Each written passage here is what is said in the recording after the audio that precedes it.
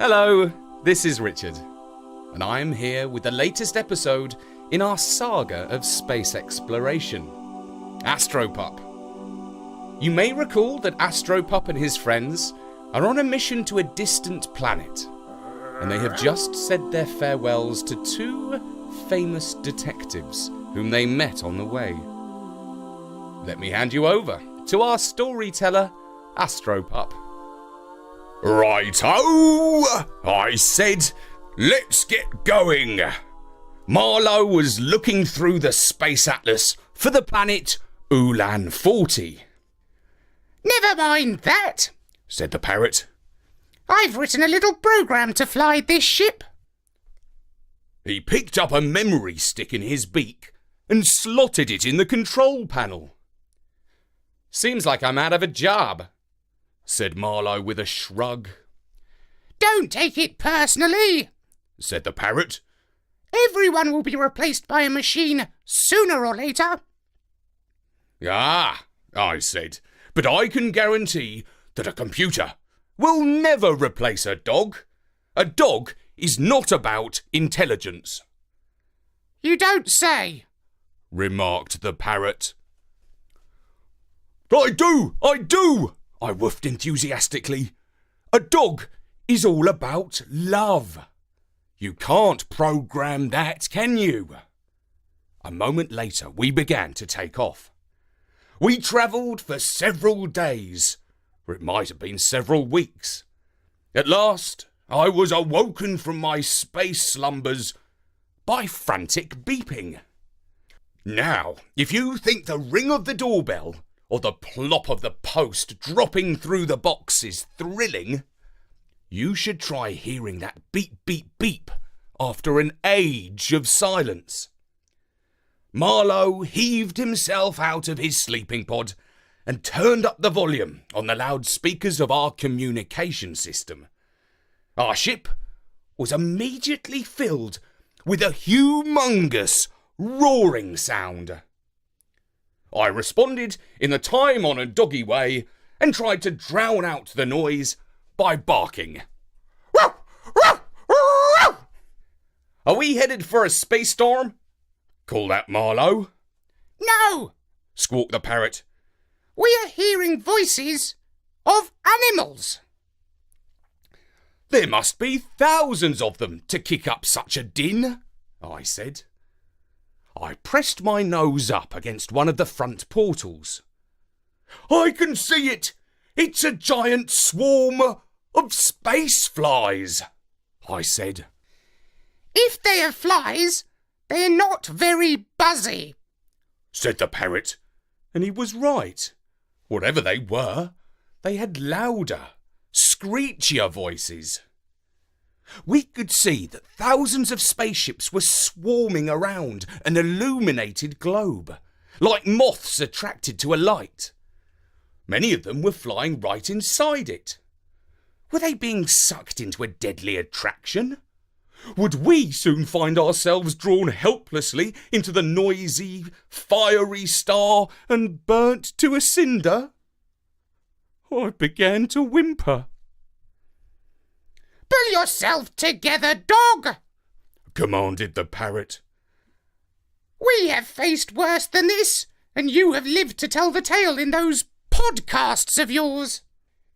I can hear it meowing, said Marlowe. Oh no! Cat people! We're doomed! I howled. I can hear barking, said the parrot. Oh, fantastic! Space dogs, to the rescue! We are saved! I cheered.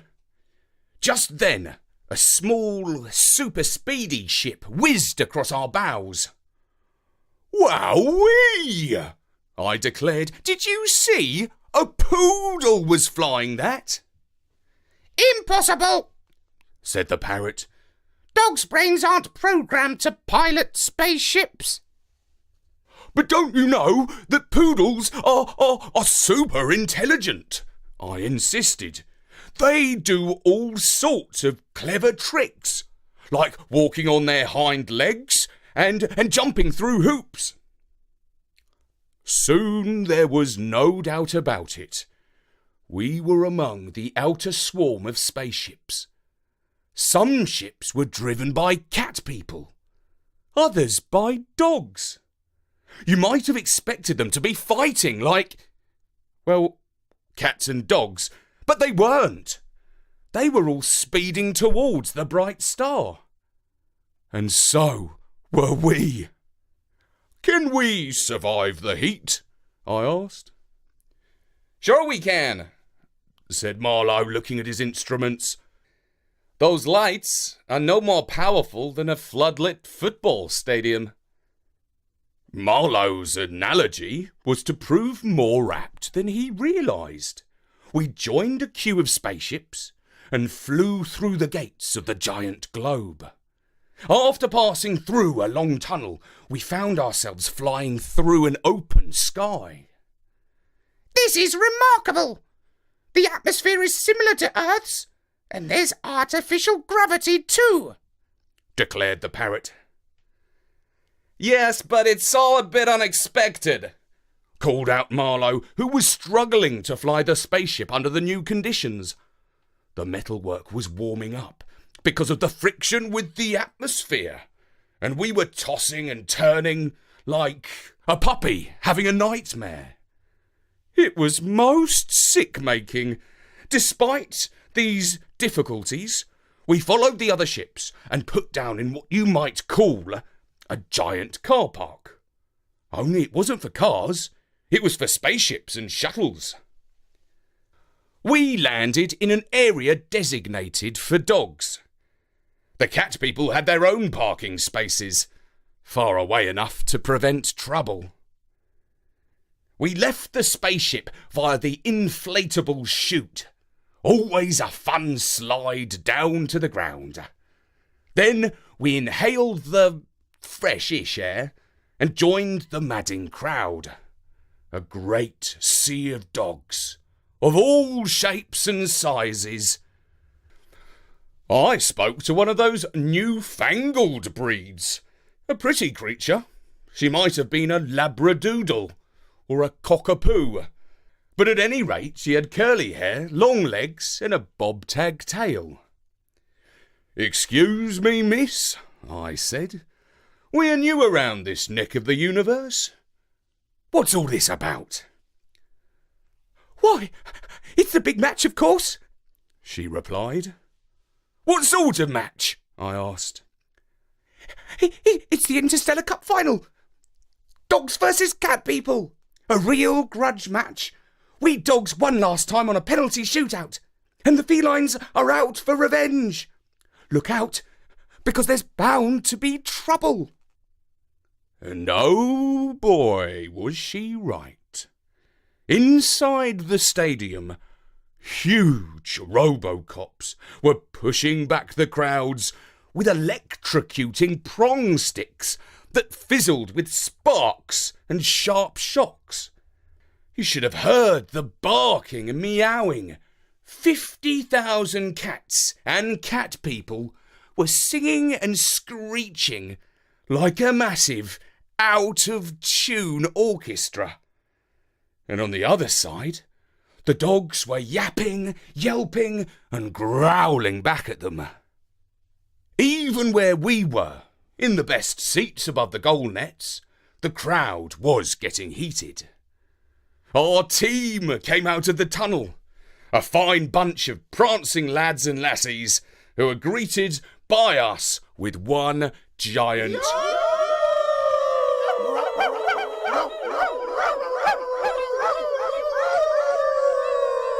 And from the other side, with a terrible...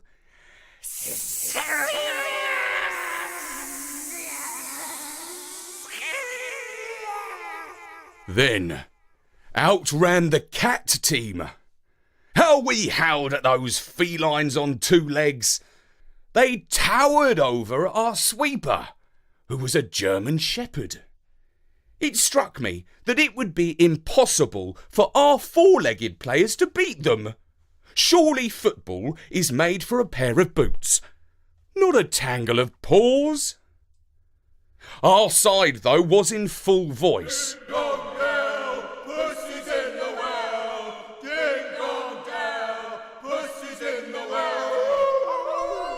while the other side supporters were chanting in scorning, mocking and whiny tones.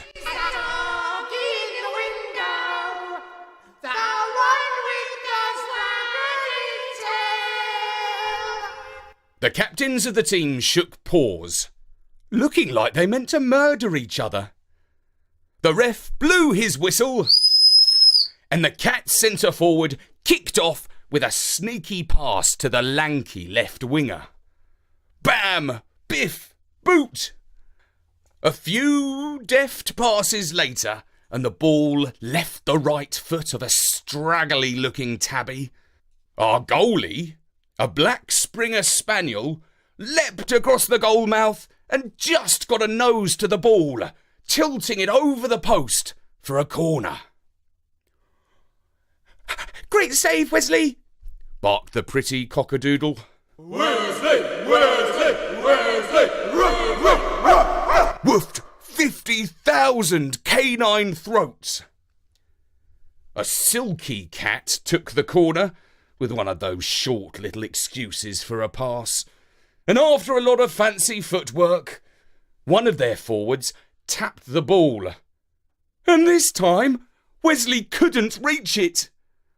The cats went crazy, and their chorus was the vilest sound that ever reached my ears. Just one long, screeching meow.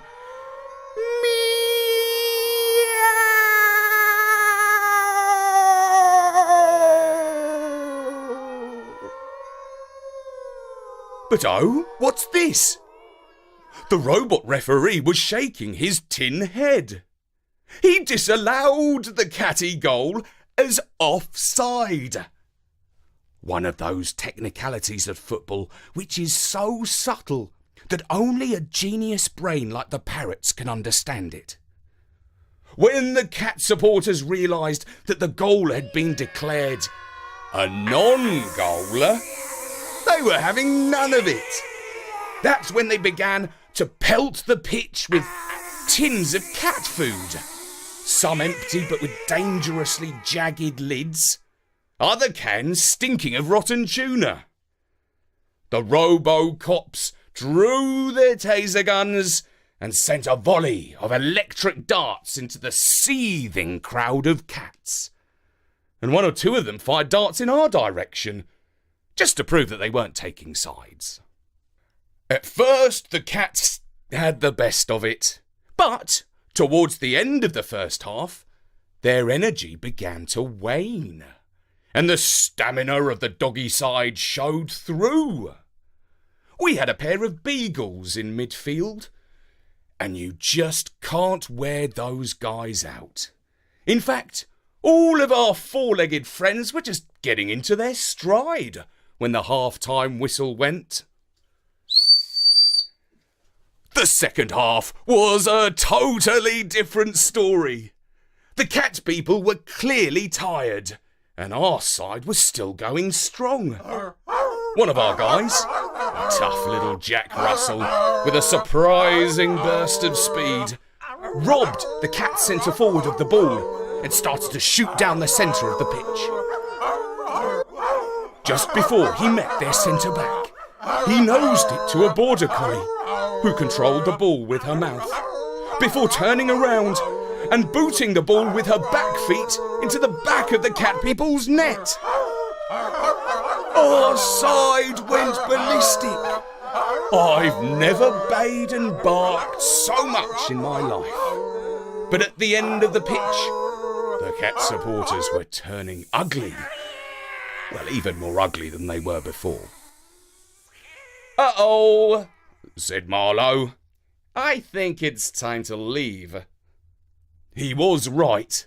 The cat supporters had already invaded the pitch, and some of the wilder dogs were down there fighting them. The Robocops found their battery packs were drained, and they were no longer able to electrocute the invaders. More dogs piled in. Down below, the football pitch was one big battlefield.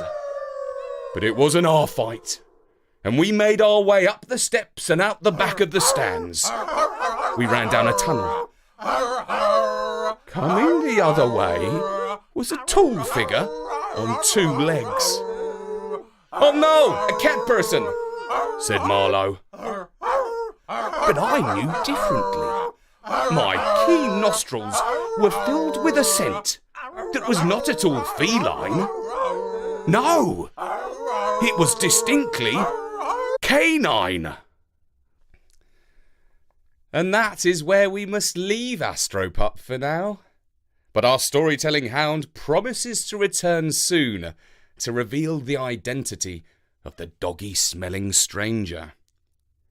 In the meantime, if you look through the archives of storynori.com, you can find many previous adventures, such as our heroes' out-sleuthing of Sherlock Holmes, or their escape from the jaws of space sharks, or the extraordinary election in which the parrot became president of the world and went completely mad.